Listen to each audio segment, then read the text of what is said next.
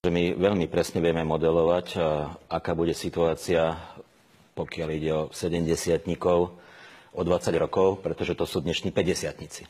Takže keď si vezmete, koľko je dnes 50-tníkov, 40-tníkov, tak si viete veľmi ľahko predstaviť, koľko ľudí bude v dôchodkovom veku o 20 alebo 30 rokov. No a to, čo budem hovoriť teraz, tak to ste už všetci počuli veľmi veľakrát.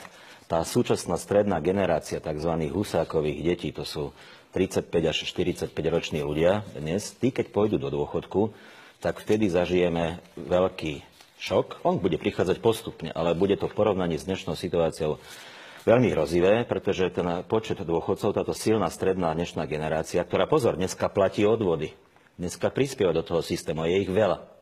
Tak táto veľká skupina ľudí, keď bude v dôchodku, bude chcieť tiež predsa dôchodky, no ale na ich dôchodky budú platiť dnešné deti a tých je bohužiaľ málo. Vyplýva z toho, pani Valová, to už je žiaľ záverečná otázka, prečas musíme končiť, že ľudia by sa mali možno menej do budúcnosti spoliehať na štát a pomýšľať nielen na druhý, ale aj na ten tretí pilier? Ja si myslím, že určite sa nemusia menej spoliehať na štát, pretože vláda Roberta Fica v roku 2012, a to pán Mihal musí uznať, urobila 5 takých opatrení, že naozaj tá sociálna poisťovňa dostala stabilizáciu finančných prostriedkov. Ďalej si pozrieme ústavu. Veď v ústave je jasne napísané, že štát garantuje dôchodky. Vláda garantuje dôchodky práve ústavou a v živote sa ešte nestalo a takisto, aby tie dôchodky neboli vyplatené. A my naozaj robíme opatrenia, aby tých financií bolo dosť.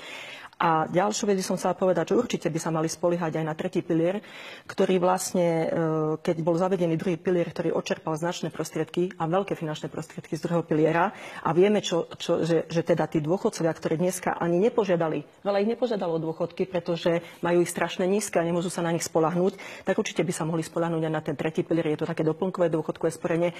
A keďže predošlá vláda vlastne zrušila to prispievanie zamestnávateľov, naša vláda naozaj pomohla tomu, že opäť dostala do hry to, aby zamestnávateľia pridali na financie. Treba sa správať zodpovedne voči svojej rodine, voči sebe a súhlasím s tým, že treba myslieť na starobu a treba si v prvom rade vo vlastnej réži šetriť a myslieť na to, že raz každý človek bude starý.